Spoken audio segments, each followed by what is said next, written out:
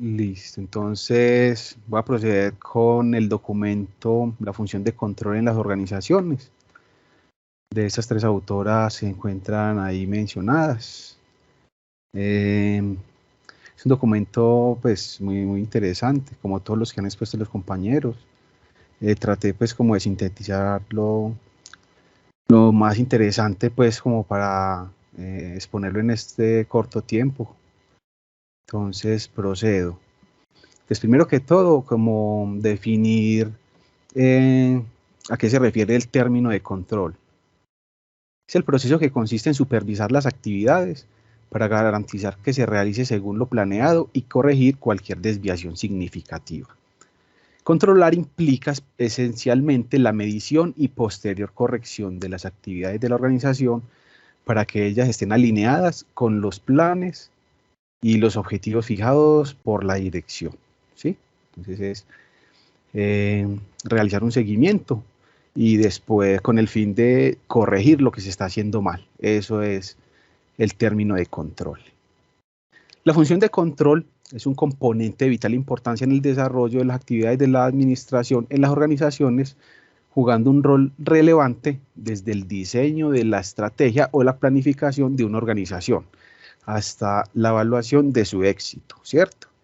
Entonces tenemos acá un gráfico que es el proceso administrativo que se lleva a cabo dentro de una empresa y que tiene, por decirlo así, cuatro partes, cuatro eh, estrategias, se puede decir, ¿cierto? Y empieza por el planeamiento, la planeación, que es la etapa donde la organización ya establece entonces su misión, la visión, los objetivos y también fija pues como los planes o estrategias para llevar estos objetivos que se plantearon a cabo. Después sigue la función de estructuración o de estructura, que es donde la organización ya expresa, empieza a coordinar los esfuerzos humanos que tiene, los recursos materiales hacia el logro de los objetivos. Aquí es donde se crea una estructura adecuada, donde se hace la dotación del personal, la distribución de los trabajos o la asignación de los recursos, de funciones para todo el personal pues, que labora en la empresa.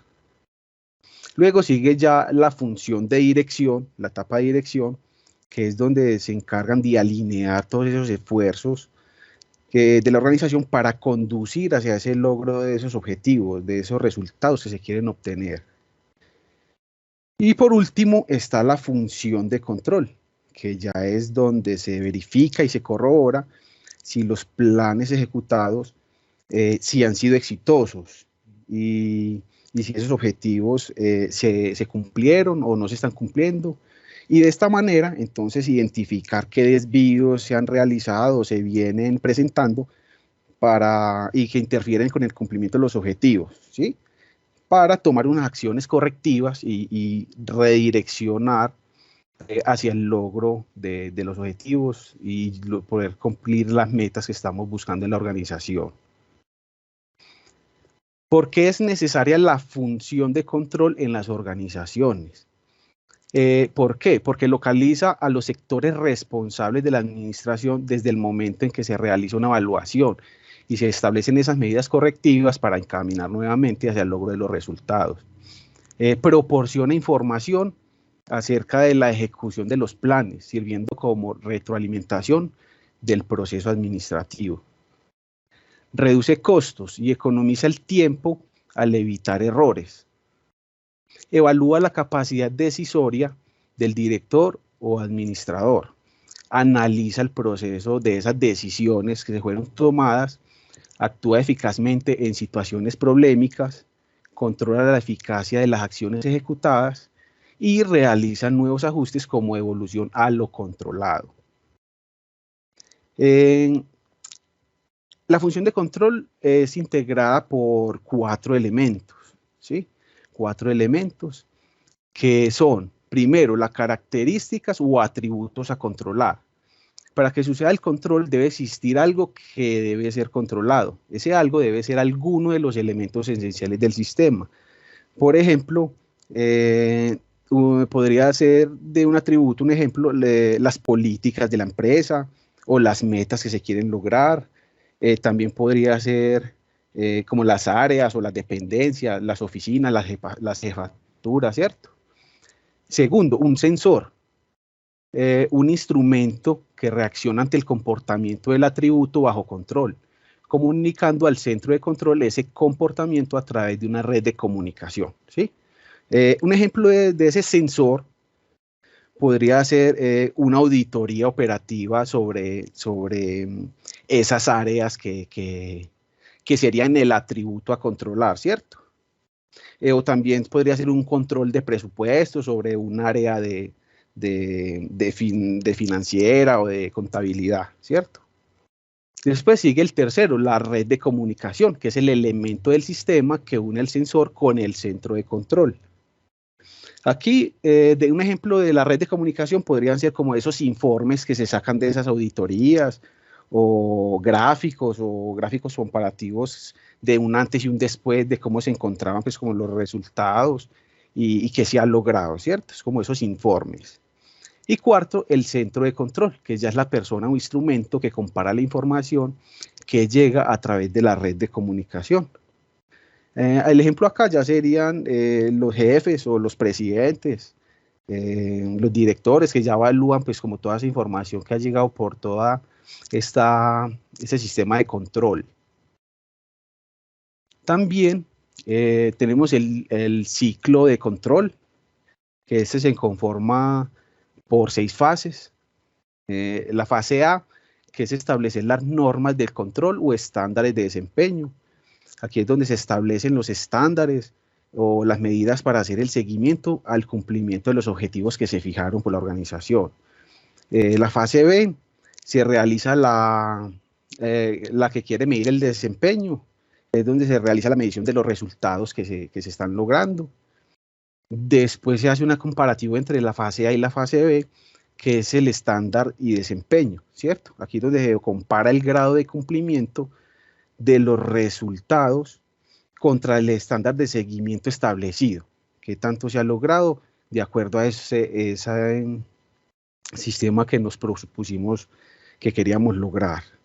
Eso sigue la fase de identificación, de identificar desviaciones, que es donde se identifica ya pues qué tipo de inconvenientes se han presentado y qué estándares de cumplimiento se pueden fijar para corregir estas desviaciones. Después sigue la fase de analizar causas de desviaciones, que es donde se analizan todas esas causas, qué pasó, el por qué esas desviaciones, qué ha influido, cuáles son los factores que originaron las desviaciones de los objetivos, ¿cierto? Y por último tenemos la fase de tomar medidas correctivas, que en esta fase ya es la que garantiza que el proceso de control, las acciones que se tomen en la organización se ajusten donde sea necesario para volver a encaminar y reorientar hacia el cumplimiento de los objetivos. También tenemos el gráfico de tipos de control, son tres tipos de control. El control preventivo, que es el que se anticipa a los problemas. O sea, este control es el que previene los problemas de forma anticipada y que principalmente su característica es tomar acciones administrativas antes de que se presente el inconveniente, ¿sí? O el percance. El control concurrente corrige los problemas tan pronto como se presentan. O sea que acá en este control se corrigen los problemas en bien se identifica para que no se vuelvan costosos o peligrosos para los fines de la organización. El control de retroalimentación corrige los problemas después de que ocurren. Este control de retroalimentación tiene una desventaja y es que se realiza es cuando ya el problema ya afectó la empresa, cuando ya existe el daño. Entonces, ese control es como, pues está dentro de los tipos de control, pero no es el más recomendado. Se recomienda es como tener en cuenta el control preventivo, ¿cierto? Prevenir para que no pase.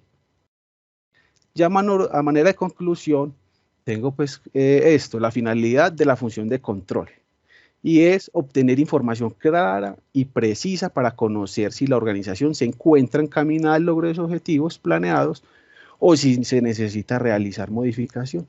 Es lo que hemos hablado ya todo este rato, ya lo he mencionado, es analizar qué se está haciendo mal para corregir y volver a encaminar la organización hacia el logro de los resultados.